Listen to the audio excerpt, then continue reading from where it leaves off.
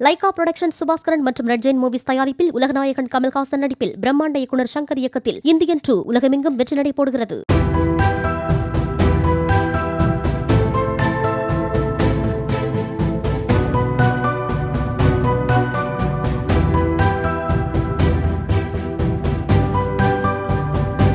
வயநாடு நிலச்சரிவில் ஈரோடு மாவட்டம் காமையன்புரம் கிராமத்தை பூர்வீகமாக கொண்ட ஒரே குடும்பத்தை சேர்ந்த 3 பேர் பலியானதாக தகவல் வெளியாகியுள்ளது.